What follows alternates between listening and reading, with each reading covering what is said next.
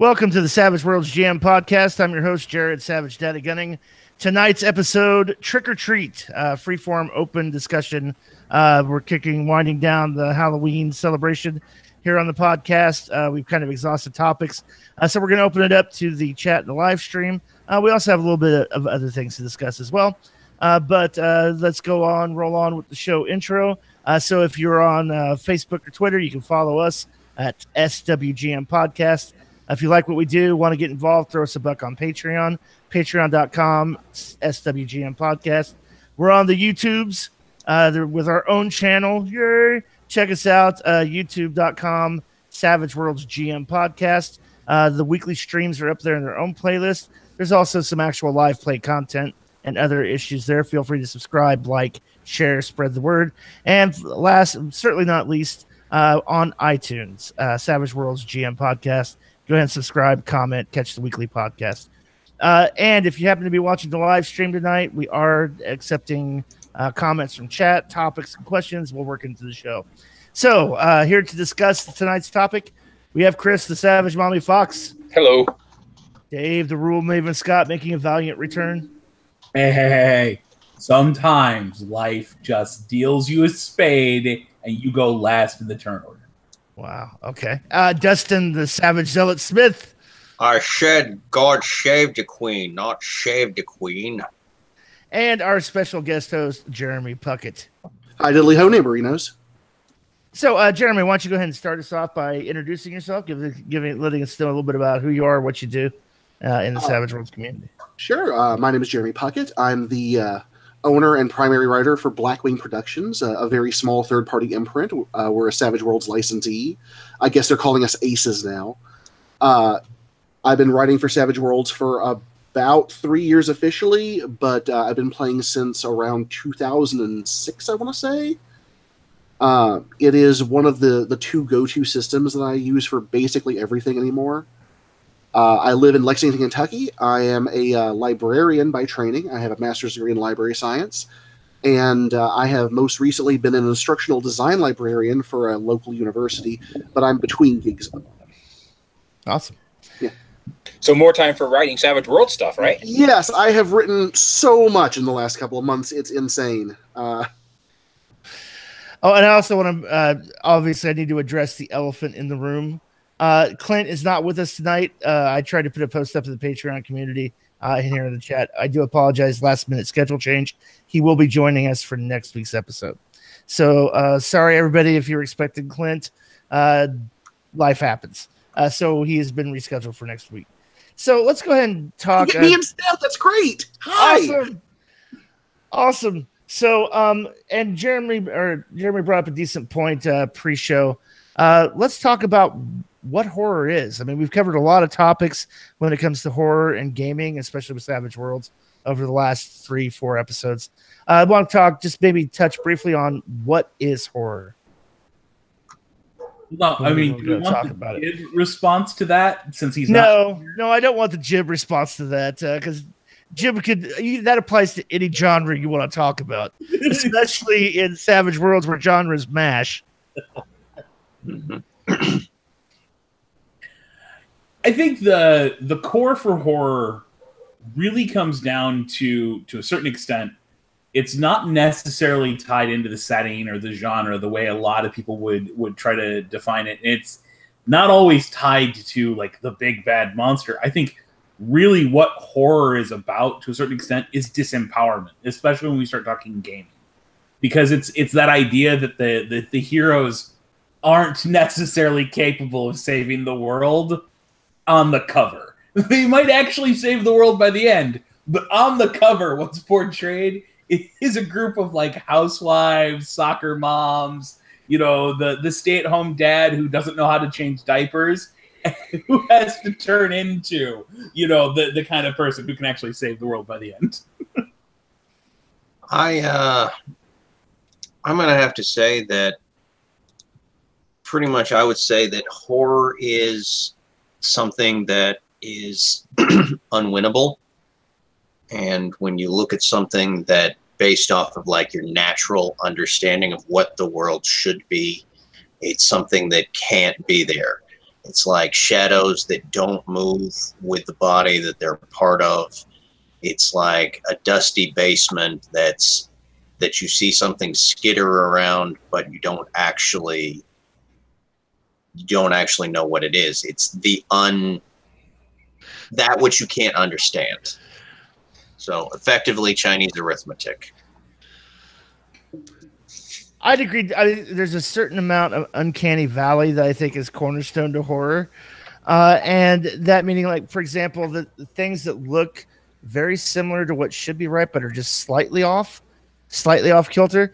It's one of the reasons people, psychologists will say that horror stories, especially the modern age, are featuring a lot more clowns and dolls. Right. Because a clown has a painted on smile. Not a big fan of either of those myself, I got to be honest. Right, because they spook and freak the shit out of people because they look like something you're used to seeing every day, but the expression never changes. I actually have a perfectly good reason to be afraid of clowns and dolls because I was almost killed by a clown doll when I was a child. That's I feel like that's a segue. Come on. Okay, so when I was 5 years old, I loved clowns. Loved them to death. You know, my family took me to Barnum and Bailey. I was psyched about it. That Christmas, they got me this giant beanbag clown I called Mr. Big Nose. He was like 6.5 feet tall, 3 times as wide as I was as a 5-year-old kid. Enormous thing. Plush, comfortable to lay on. He was my best friend for about 6 months. And then one day, I was in the upstairs playroom playing around with Mr. Big Nose, and I grabbed him, started to climb up him, and I'm not sure why. I was 5 years old. Everything seems like a good idea when you're 5. And Mr. Big Nose toppled forward and landed on top of me. And so I discovered that as a 5-year-old, I couldn't really move a 6.5 foot tall beanbag clown off of my chest on my own.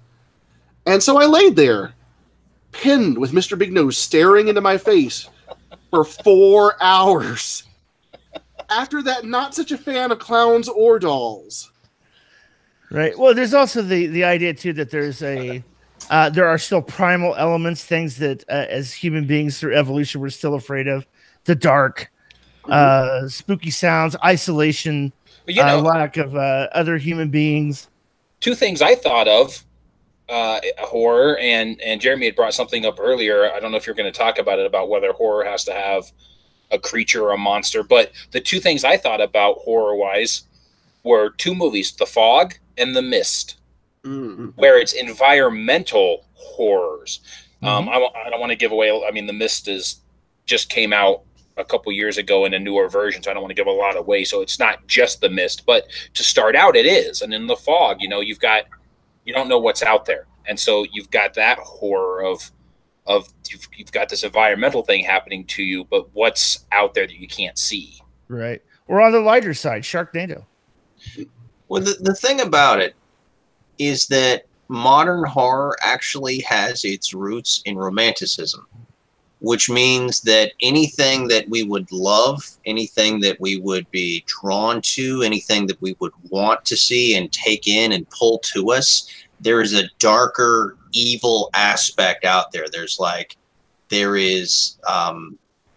point, there's the thesis of what we love, and there's the antithesis, not necessarily of what we hate, but what hates us. So wait, what you're trying to say is what Murder Hobo Show says here in the comments, that horror is expecting Clint and getting Jeremy and Mr. Big Nose. Right. Mr. Big Nose is waiting for all of us. So, yeah, not my favorite thing in the world, really. So Mr. Big Nose could be out there right now. My wife brought home a mannequin that she found on the street corner recently, and that thing is currently lurking in my library, and I cannot go in my library now.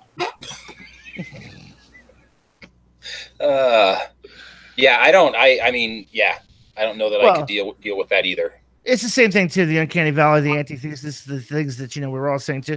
Reason why Children of the Corn by Stephen King is a great horror novel. Children are innocent and good. No. Stay away from the children. See, I think all of this actually touches on one sort of unifying thread. Yeah, expecting Clinton getting Jeremy, that subversion of expectation in a way that leaves you reeling from it is a crucial element in horror. That something that you expect to be a certain way is not. And it's not just, ooh, like a birthday surprise. It's not the way you expected in a way that is truly awful. Right. And I mean, expecting Clinton getting Jeremy might still be that. So, well, I mean, all jokes aside, I think that the interesting aspect of that is that it puts the GM in a very interesting place. In a movie, it's really easy to set a tone for something because you have complete control of what the audience does. They can only see through the frame that you're giving them. But as a GM, you have to set an expectation of something while the players are doing everything that they desire to do within your game. Because that's the whole point of the hobby we're in, is this isn't a video game or a movie where I can control the frame of what they get to see. I have to react to what the players are doing. And that makes horror probably one of the more challenging things to add to the game. Because, yeah, I can do the flickering light at the end of the hall, or I can do the jump scare. But unless I've been able to set an expectation that I then, give the opposite of, I can't really get the payoff of that. The jump scare means nothing if I wasn't able to lull them into a false sense of security just prior to it. Even beyond that, horror includes a certain element of disempowerment, and role-playing at its core has a lot of empowerment fantasy involved in it. And so horror role-playing is taking a step away from the usual expectation of empowerment fantasy into a place where you're expected to be disempowered, expected to be even more helpless than you are in the real world. I kind of want to play off of that for a second there, Jeremy. So that's probably part of the reasons why the horror supers, like super powered horror characters, are so hard to do. And usually the super powered character is the monster. Like Hellboy's a demon, Ghost Rider's a demon, Spawn is a demon, Mobius is a vampire. In the horror books, they're not necessarily facing monsters, but they are the monsters.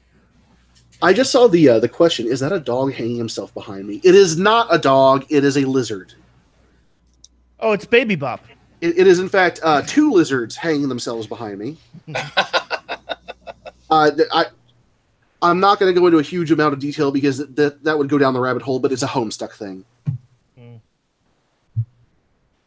So I think, interestingly, with what you just talked about there, Justin, is that there's an aspect to that just freaking flew out of my head because we talked about a dog hanging itself. I am so sorry.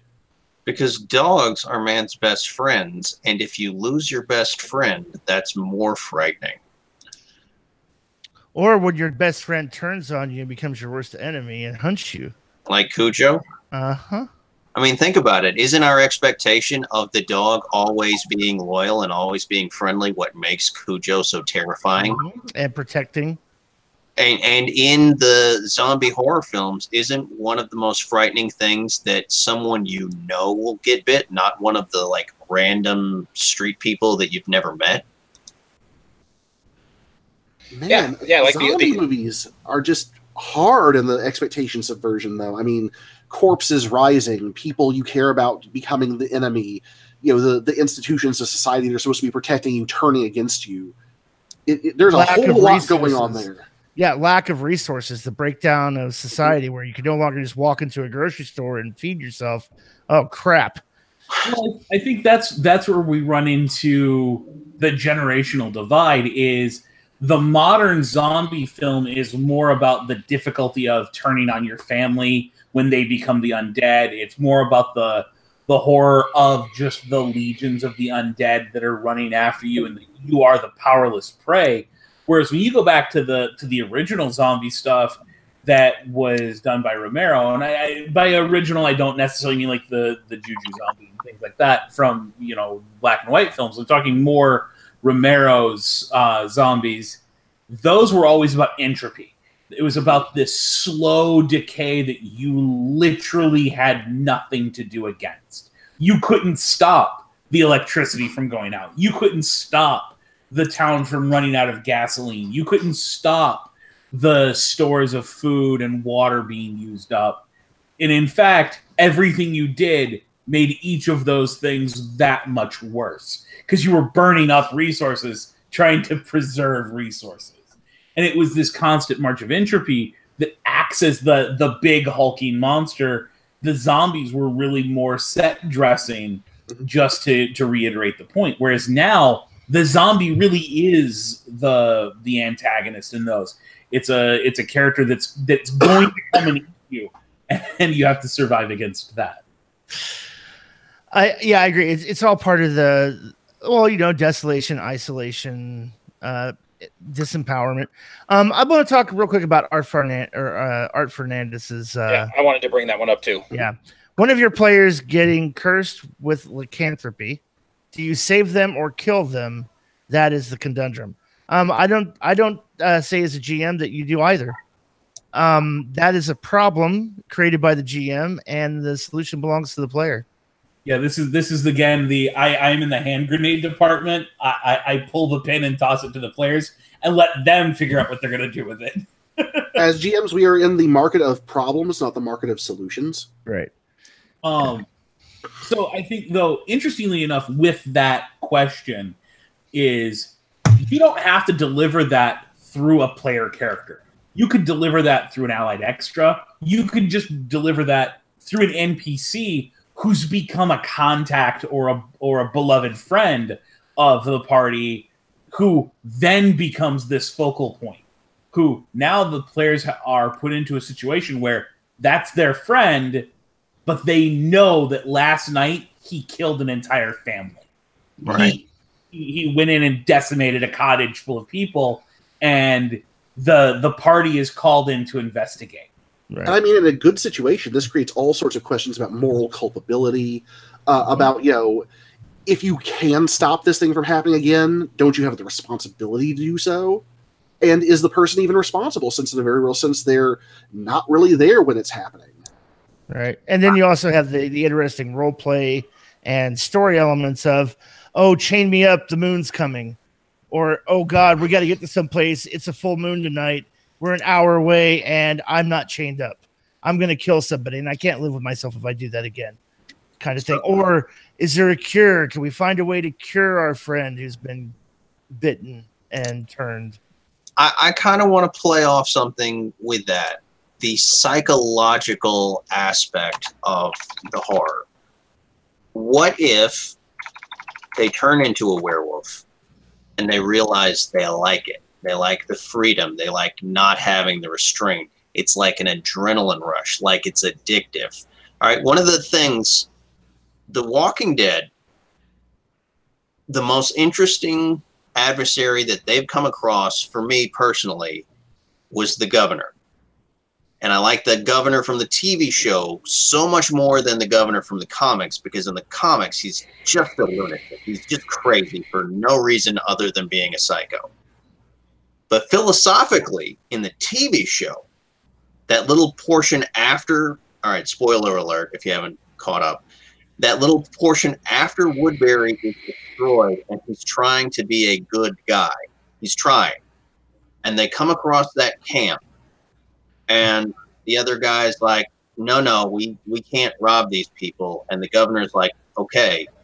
And they go back and check it later, and the place is overrun and destroyed. He's sitting there thinking, we'd have taken those people and gotten those supplies, we could have fed our people. Those people were going to die anyway. It's the utilitarian philosophy that makes him so frightening. It's when you have a character that can justify all of their actions and make it make sense to somebody who's in that situation. That's psychological horror. That's actually one of the best things about Ravenloft as a horror setting, I think, is that the Dark Lords of that setting are all people who you can look at and go, there but for the grace of God go I. Mm-hmm. All of them have some fatal flaw that you could imagine, oh no, if only they had said, I'm sorry, or I was wrong at any point, they could have avoided being damned. Right. but the inability to look beyond the pragmatic or beyond the self-involved, and to be able to justify it in such a way that they sound reasonable instead of absolutely insane, is terrifying. Right.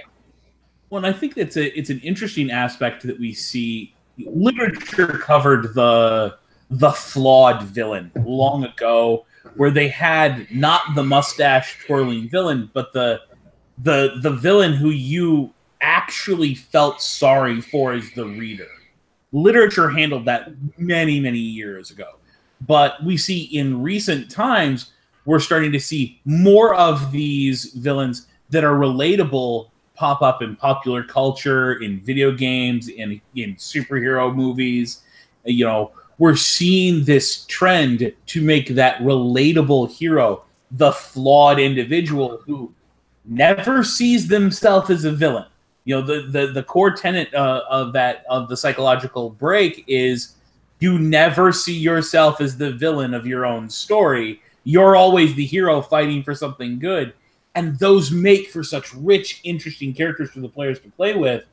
And I think that when you start talking about psychological horror, the really interesting thing is to put a character in place that is so relatable, there's only one small place where they are or where they go too far, and you make it a mirror image for the player characters themselves in some way.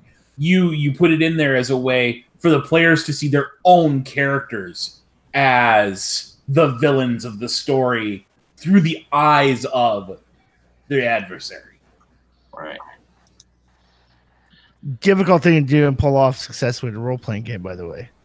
Oh, I'm not, like, none of what we talk about on this show most of the time is easy to pull off as a GM. And horror is one of those that least of all is easy to pull off. Because, again, we're talking about so many things that are outside your control that are kind of required to set that tone and whatnot for horror. But that one moment when it all comes together, oh, so good. And I find it's usually unintentional, too. I think if you do it and you have that moment, you're going to find, oh, I didn't expect this to have this reaction. Mm-hmm. Yeah, I had that moment at one point running Deadlands, and I think it was the flood, and I kind of threw my own Savage Tale in, and it was based off Children of the Corn. There was no corn, but they just came into this town, and the whole town, they don't see anyone, and then they're walking along the boardwalk in front of the saloon, and they just start hearing giggling coming from underneath the floorboards. And just start seeing flashes of things. And I actually had the players tell me, yeah, that's really pretty creepy. I was like, yes, it worked.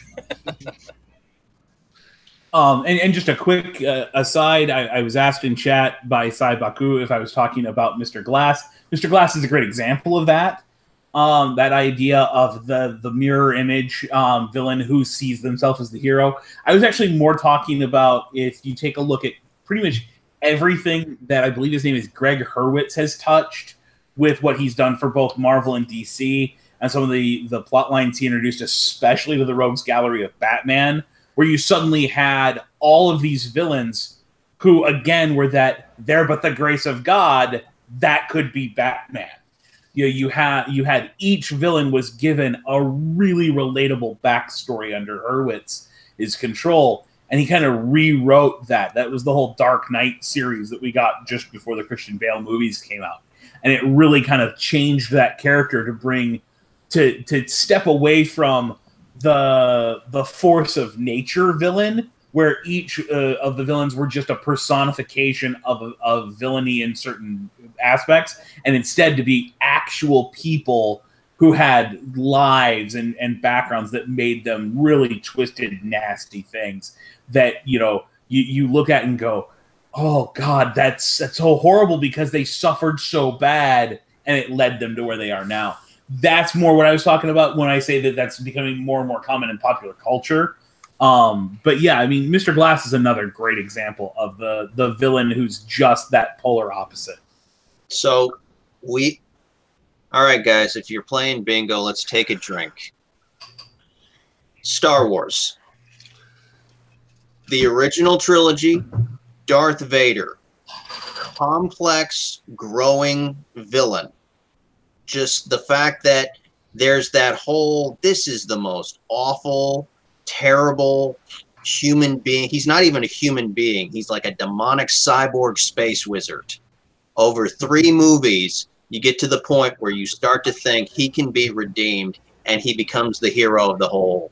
Because he's the one that doesn't, spoiler alert for a 40-year-old movie, he's the one that does in The Emperor. The new trilogies, all right? What is Kylo Ren? Literally loses to a junkyard trader, spends an entire 2 movies having a hissy fit. Captain Phasma, you have Gwendolyn Christie.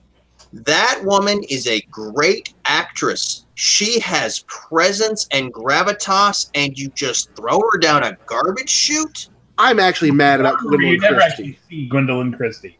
You never see that's Gwendolyn Christie in that role is the best part about how much they waste her. But she can even wear a tin can and still pull it off. J.J. Abrams, if you want to get mad at yourself. You're wasting good talent. Anyway, Does this relate to horror? I was going to say, let's draw this back to horror somehow, Justin. The fan arguments over the new Star Wars movies are the real villain, actually. It's So the fact that it is an omnibus, all-powerful mechanism that will completely control your life. Yes, that's what I'm saying is, going back to it, is have good villains. If you have good villains that are genuinely capable of just dominating your heroes, you will have a good story, whether it's action, whether it's horror. The fact of the matter that Jason Voorhees and Michael Myers is unstoppable makes them scary. Not that they splatter blood everywhere. The fact that Freddy Krueger gets you while you're vulnerable and laughs about it makes him so frightening. Well, and also too, talking about it's all point of view villain, relatable villain, mirror image. Once again, to throw it to Star Wars, if you look at it from the Imperial point of view, they're bringing order to the galaxy and getting rid of this horrible Jedi Order that just does whatever they want. So if you ever read the novels, because I'm reading the like I just read Phasma, great book. If you actually hear what the people who work in the First Order say, they got a point. They're like, this Republic says that it represents everybody, but they pay attention to like 3 planets and ignore the rest of the galaxy. People are literally starving to death on post-apocalyptic hellholes. They only care about 3 planets, and everywhere else, that's where you get your stormtroopers from. Because if you ignore the mass of the population, well, guess what? They just joined the army. Well, thank you for joining. If you just tuned in, you're experiencing a geopolitical rant via Star Wars. There is a character in the book Phasma. His name is Captain Cardinal. He's a good, honorable soldier. And his entire point was, he's from Jakku. His entire point was, they completely throw everybody away if you're not from Coruscant, Naboo, or, the asteroid belt formerly known as Alderaan. So, let's touch on another viewer question, because we really need to change the topic here. Yes. Saibaku asks, how do you think Tucker and Dale vs. Evil fits in the horrorscape? Now, I want to cut this off right there. They've got a whole second question, but I think it's 2 great different topics, and I don't want to pollute one with the other. So, Jared, you actually just experienced this recently, where you had an entire horror campaign basically start as Tucker and Dale versus Evil, and before it actually became horror about 6 or 7 sessions in. And I'd like to say that is a great movie. absolutely, Well, I want to say this too. It is a comedy. Yep. it's a very dark comedy. Yeah, it's not a horror movie. I would almost say like a horror parody. It's a parody of horror tropes. Parody. Yeah, it's a parody of horror tropes. Here's the thing. You're always going to get, I think as a GM, you're always going to get a certain level of levity at the table, because if you're running a horror session, people need a stress reliever, and humor is a great stress reliever. When you go, oh my God, okay, we're surrounded by the undead. We haven't eaten in days. We're about to die of thirst and hunger. Oh crap. Hey, somebody tells a joke or does something funny. I'm not opposed to it when it evolves out of character or what's happening in the game. I'm not necessarily opposed to it. But like we said in a previous episode, the player that starts just quoting Monty Python lines out of nowhere, that guy, you need to have a conversation. Go, hey, take that somewhere else. You're disrupting the tone of what we're trying to do. This isn't about your best Monty Python recitation. This is about what's going on. But in that game, the player characters, brand new characters, they were kind of playing kind of Dale and Tucker kind of characters anyway. It came out of natural character creation and concepts. So it felt organic. The humor of it came out organically to the point where at some point another player who was not involved in their actions went, oh God, this has turned into Tucker and Dale. And the players who were doing it were not even necessarily aware, but they were doing some slapstick shtick as a stress reliever as players at a table in a zombie apocalypse game. So I think even part of that too, and I'm sorry, Jeremy, I just wanted to comment directly to this because I witnessed it. Part of it too was it wasn't just, shtick for the sake of shtick. Like, these were two players who had built solid character concepts. Like, the one was a dedicated character to his family, but he was a little naive about that. The other character was very much kind of the curmudgeon-y construction worker who's been sent away to unwind on a getaway. So they both had these different characters, but when you put the two together, they just became that Tucker and Dale style, bosom buddies in wacky situations that was brought about almost consistently from the character hindrances. They would find themselves in these odd situations because of character hindrances that would lead to those moments of levity rather than it just being a joke for the sake of a joke. And I think that's where you can get that natural thing to happen at the table. Because here is something, and we've talked about this internally kind of as a design company, it is really, really hard to release a product that is designed to be played slapstick and funny, because you never know the sense of humor of all the players at the table. And it's really hard to release a product that relies on everyone telling great jokes at the right time. Mm-hmm. You got a thought, Jeremy? Oh yeah, just that I've been wanting to say that even in actual horror, humor has long been a way to lighten the mood before getting the next gut punch. Yeah, and so I think funny has its place in scary. Yeah, I don't think comic relief as a narrative tool and dramatic ploy. There's not an issue with it. It's just when it becomes distracting from what you're attempting to do that it becomes an issue. To answer the second part of that question, how would you create a game for the players where they literally doing all the horror onto themselves? I don't know that you would want to. I was going to say that'd be really difficult. I mean, I think as GMs, we do this thing like, oh my God, I've just come up with the most awesome idea. And we're the only ones who are interested in it. Like in our heads, it plays out this way and it's great. And then you pitch it to a group of players and they go, no, that's dumb. It's so stupid. Why would we want to do that? Or well, I'm just not interested. I don't get what you're talking about. Do what? And I think we have to temper that. At the end of the day, you're a player in the game. You should be doing, as a GM, you should be running something you enjoy running in a tone and game and genre you enjoy doing it with people you enjoy doing it with. That said, you're running for political office as a GM, and you have to pander to the players. So I think there's a way to pull this off. But again, we're getting deep into the kind of advanced GM tips and tricks section here. Because one, it requires a session 0 where you set the ground rules that, critical failures are a thing, that the design of the game is going to be half comical, half you've just really shot yourself in the foot horror.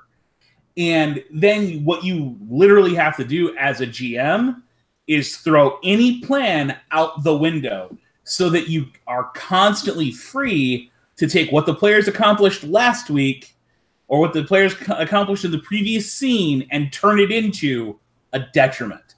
And the players have to be completely okay with that, because here's the thing. You're stealing their win every time you do it. So, a Tucker and Dale versus Evil thing that this is kind of alluding to is like, he grabs the chainsaw and is going to go out and cut down the log. And the horror is he bumps the bee's nest, and he's being attacked with a swarm of bees, and he's waving the chainsaw in the air. And that's a horrific scene, but really that's born out of a critical failure on the dice. And it's only a horror scene if you witnessed it from outside the party.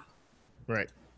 And it's only funny. It's only funny because the people witnessing misinterpret what the intent is and what's going on.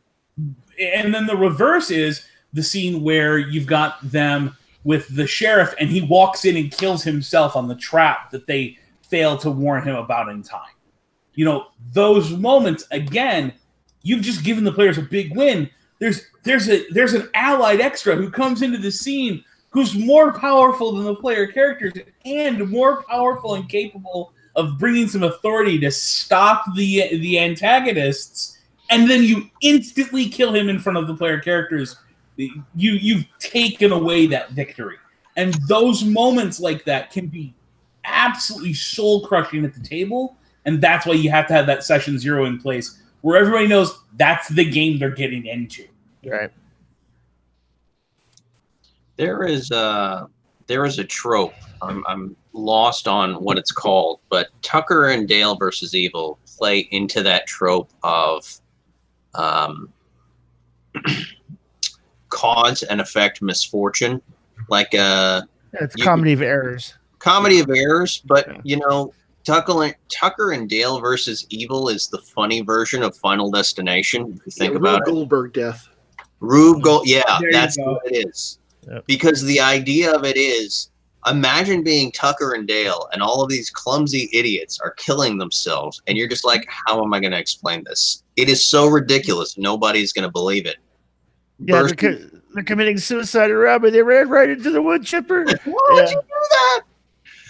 But then in Final Destination, nobody is going to believe that you were murdered by ping pong balls and a tanning bed.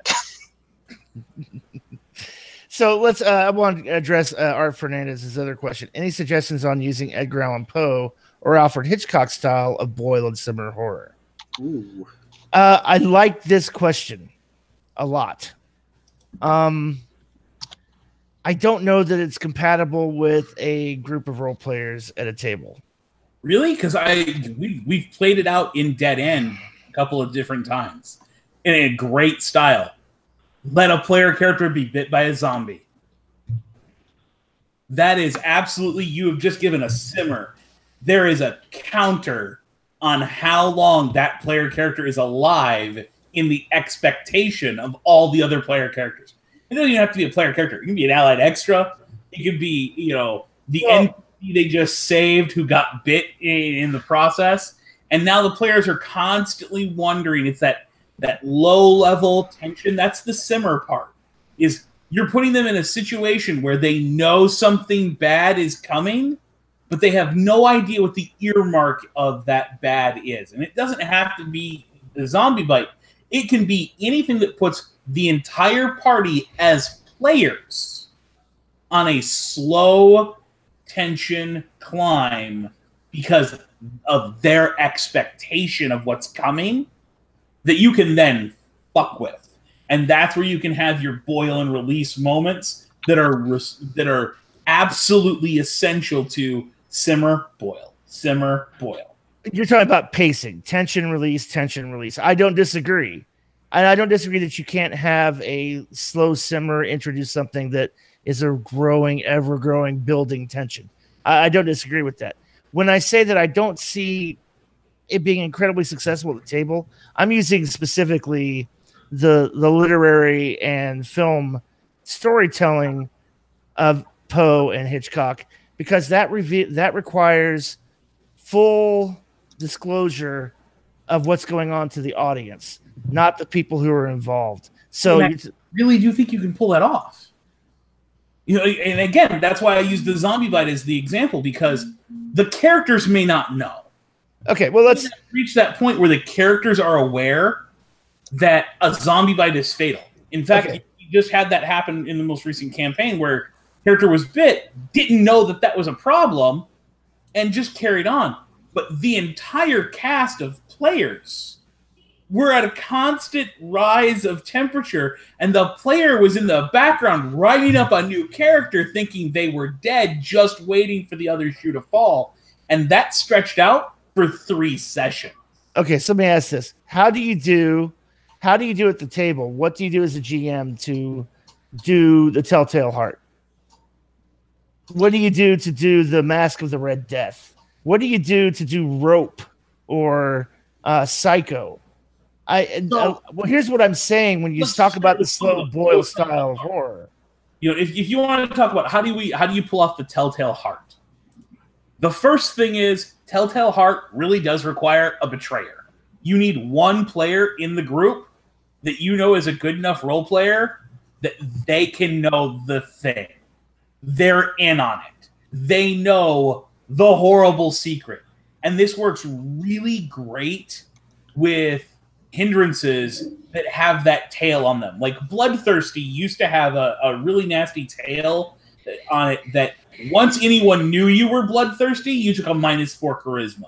So you had this thing that your character was horrible about, and then once it was revealed to everyone, it got much worse as far as the mechanical effect it had to you. And you then take that character and you have them do something horrific at the end of a scene away from the table, where you and that player discuss what their character did in the aftermath. And then you drop little hints in that are just uncanny enough that everyone's like, why would he bring that up? And that one player is in the corner at a full rolling boil the entire time, while everyone else is at that slow simmer build as something is introduced that's more and more awkward, but doesn't make any sense. The things that don't make sense to your players will build that simmer style tension, and then reveals build your boils. See, I think that you've touched on something really important here, is that for horror especially, if you want a pressure cooker environment, you almost have to have a collaborator among the players. You do. And here's the thing. It sounds great. It's like Marxism and communism. It sounds great on paper. Sounds great on paper. When has it ever been successful at the table? That player is going to telegraph. It never works out in my experience. I'm just saying in my own experience. The whole, you're the secret inside GM. You're the secret inside GM betrayer. Don't give it away, but here's all the shit that's going to happen. And again, you've pulled it off in 2 separate campaigns. One in the original Dead End playtest and one in the most recent campaign, both with the same... Right, but that's because that's a story element, Dave. Because part you're missing is all it takes is for the players to be in on it to set that simmer. Whether the players are in on it because you got a collaborator, whether the players are in on it because they all know a zombie bite is fatal, but the character hasn't died yet. Okay, hold on a second. Know that, maybe the big reveal is the players know there's killer clowns in the setting because you said we're going to play Attack of the Killer Clowns as your session 0 pitch idea. But then you start them out as the chaperones of a bunch of people going to the Barnum and Bailey circus. you've got a simmer that's building the entire time, and you kick it to a rolling boil with red herrings every time a clown reaches out to build a balloon animal for the kids. I feel really called out right now. The players are waiting for that to become horrific because they're in on the joke. They're in on the idea. They got right. But what you're talking about to achieve that is playing on metagaming knowledge to build tension at the table. Oh, that's the best way with a group, though, because that's how you build tension with an audience. The players are the audience. The player characters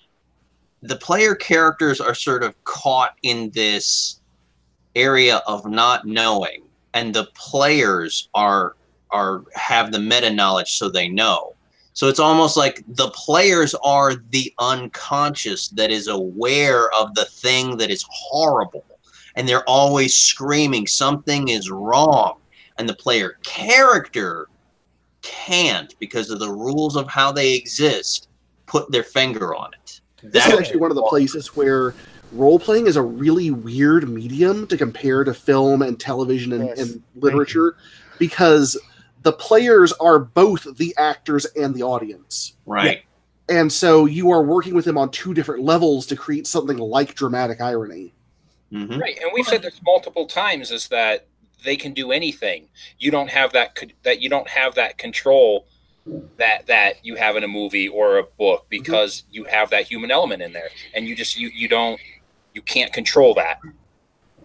But I think the interesting aspect to that is that just because you can't control their actions as characters within the story doesn't mean you can't set a table rife of this meta knowledge. And I mean, I'm just going to say it, Jared, you're standing on this, we can't use meta knowledge. You're one of the primary components of the argument we've had in the past that fuck your immersion, fuck your vicarity. You have dice. And, okay. Let me respond to this without interrupting. Or retort for a second. The example you're picking out is the idea that the players coming to the table have an expectation based on a genre trope that when you get bitten by a zombie, you die and become a zombie.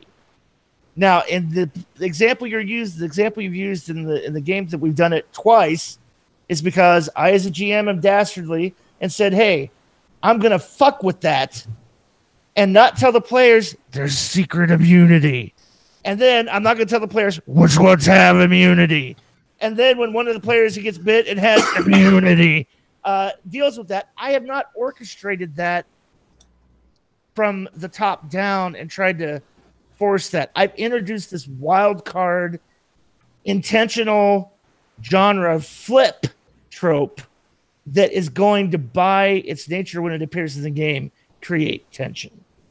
I'm not talking about sitting down to create a boil and simmer Alfred Hitchcockian style psycho as an adventure. That's what I'm stating is going to be difficult to do. Hold on. It's going to be difficult to do. I'm not stating that you can't get a boil and simmer build of tension in any number of ways. I'm saying that is a rabid dog that is off your chain as a GM. Go ahead, Dustin. That is the simmer. What you just said, how you set that up, that was the unknowable horror. Here's the thing. It doesn't work, though. It doesn't work if nobody's immune. That's the point. You don't know who's immune. You give them a little sliver of that false hope.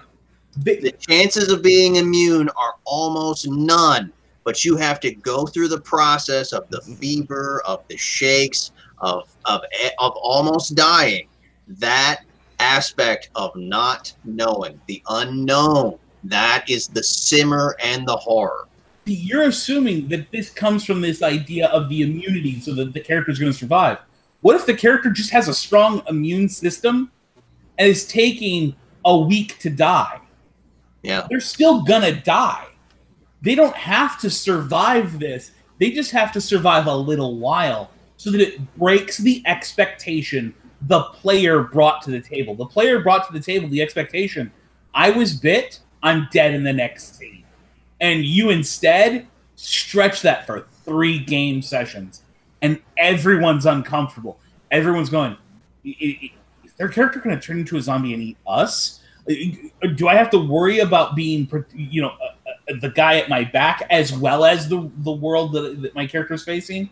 That's the aspect there. You're focused on, you've got GM meta knowledge that it's being caused by immunity, but that doesn't matter. You can do that with any number of things by, again, drop that little awkward thing in and you start the simmer. It doesn't even have to be big. It just has to be enough that the players go, that shouldn't be happening. It's the Deadlands Noir game where there's clear signs that there's an assassin involved. But that shouldn't be the case in a Deadlands Noir game. I'm supposed to be a detective looking into the clues. I shouldn't immediately stumble over the bloody handprint of the guy who did it. That's too big of a clue. It's too much of a reveal. So what does this really mean? That's the stuff that you can layer into the game that gives you that simmer and boil style thing where you're slowly building this up. And then when you get it to a rolling boil, the real thing, if you're going to do Poe, if you're going to do Hitchcock, is it doesn't build and release. It builds and then plateaus, and it stays at a boil for a good long while. I'll give That's the difference with a Poe and a Hitchcock to the normal kind of roller coaster pacing we've talked about before. Okay, I won't contest that. So let's just, as an interesting experiment, since we brought up Poe, what do you guys think of this as a scenario for a Poe-style adventure? Using the Cask of Amontillado idea that you've, as a player character, have unintentionally or unconsciously slighted somebody who has now planned your death and murder in the most horrific way. So, for those of you who are not familiar, there's this Edgar Allan Poe story called The Cask of Amontillado, where this character is slighted and he's obsessed with this one person who he believes has mocked him, and he vows his revenge. And he does it in a very subtle way by inviting him to join him in experiencing this great, antique, well-aged liqueur, and then basically buries him alive in a wall, bricks him alive in a wall. For the love of God, Montresor. So, which is scarier in a game sense? Right. Having a vengeful character who you pull off to the side between sessions and suggest that as a plot seed for. Or having the party slight someone, and instead of the cask being a one-on-one vendetta, this is a vendetta between a powerful agent and the whole group. And now the whole group is put in that situation of having to survive this well-planned, thought-out, horrific torture and death. Or even it's just targeted at one of them who is lured off alone while the others are still dealing with something else. And then you have the dramatic tension of, will the other characters find out that their friend is in danger in time to save them? And will they show up in time to keep him from becoming a permanent part of the decor? See, right. I think the interesting thing there is, if you're going to have it be one character that gets separated from the group, you need that player's buy-in that maybe they're not going to be there for a session. So their character is put at mortal danger, whether or not the rest of the party can save them.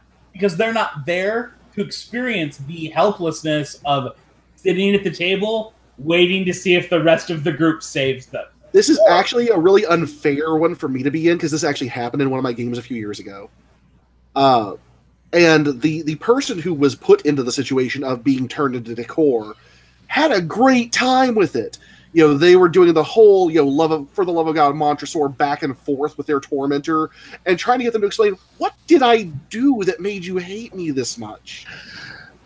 Yeah, I was going to say, the only way it was a great role-playing opportunity. The only way you can pull that off with the player at the table is to have the cutaways that set the tension by having them dealing directly with the antagonist, while the rest of the party gets to sit there as an audience to the horrible thing going on, powerless to stop it and hoping that their characters get there in time. Right, and then you also, too, you get the benefit of the character who's being tortured, watching the people that he's relying on or she's relying on fumble at every turn to uncover the clue because of bad dice roll. Like, oh my God, they're never going to find me in time.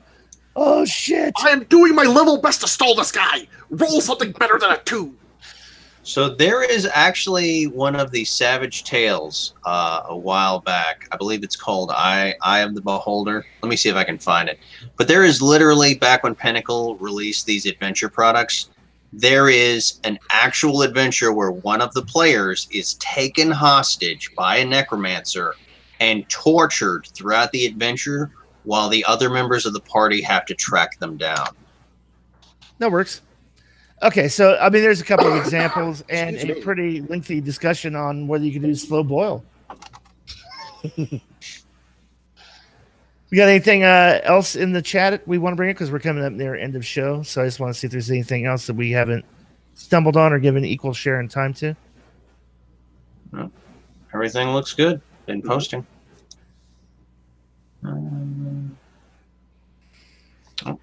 I think we... I'd like to touch on Ruben's question here. I'll post it in the chat so we can all see it. Give me 1 second.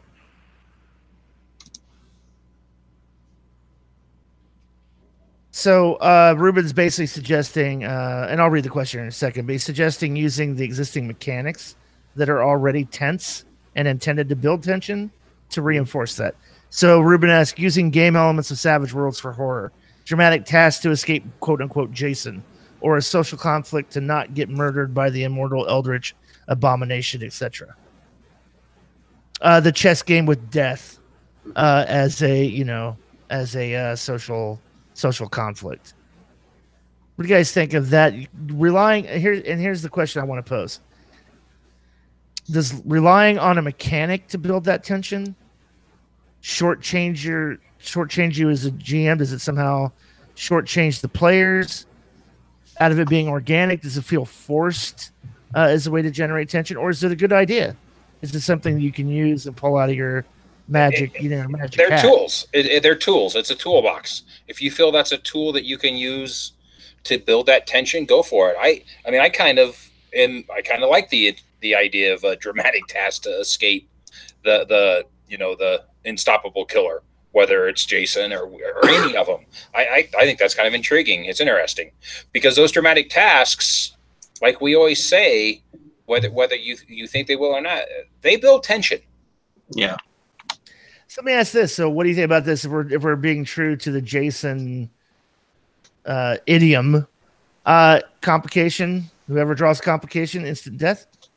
Ooh. Caught by Jason, back to life.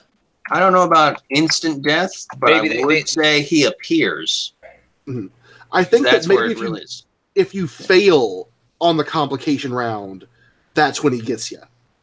Well, if you fail the complication round, Savage World, you failed the dramatic task. Well, yeah. But this is one of those things where, I think it might actually be better done as a chase almost. And the new chase rules are really great for that too. You've got, the pursuer and the pursued. And once you get down to, close range, something unfortunate is really going to happen.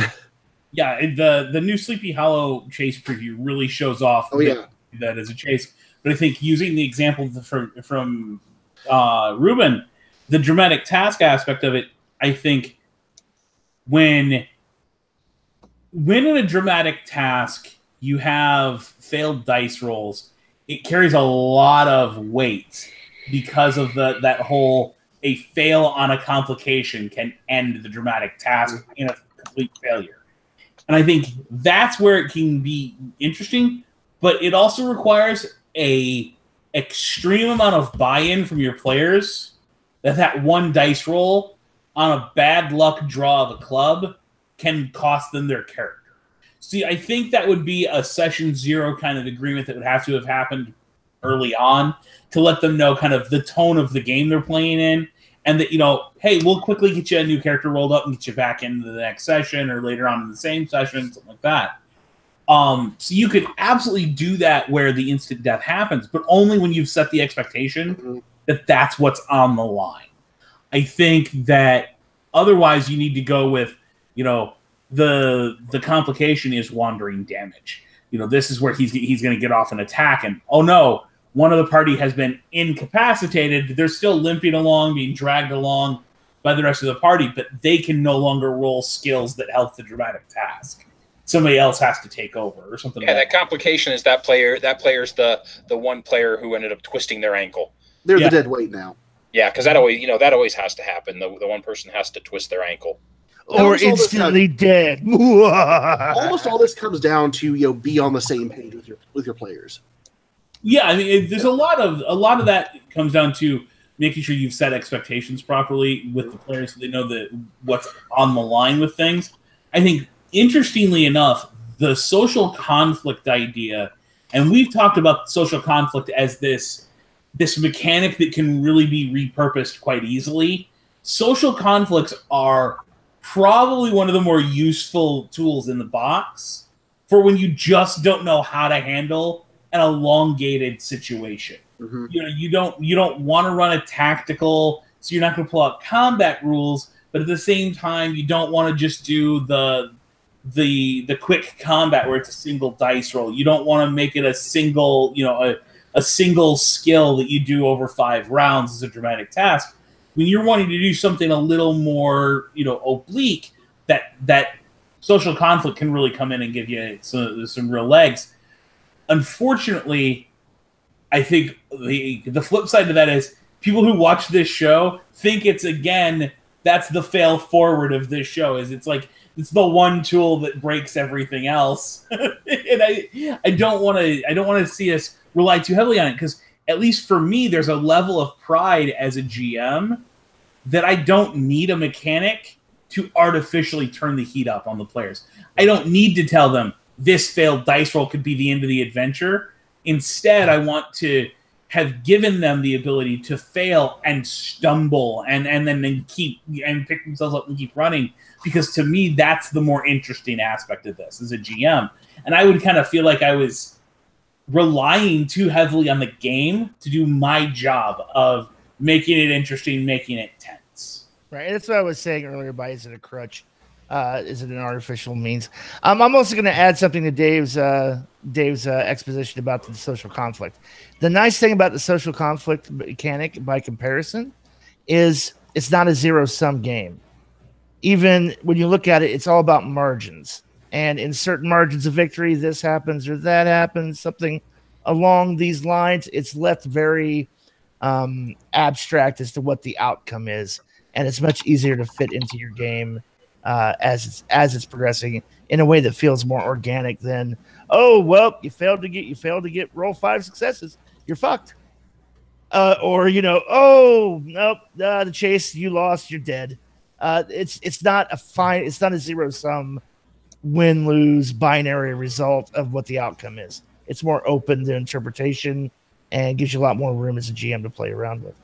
Well, take a look at the dramatic task. If you're running a dramatic task kind of rules as written, especially if you take into inclusion the errata that comes from the forums, a dramatic task ends as soon as the players hit that 5th success. You don't have the ability for the players to get an amazing, huge victory. You also don't get the ability to have the players scrape up a Pyrrhic victory.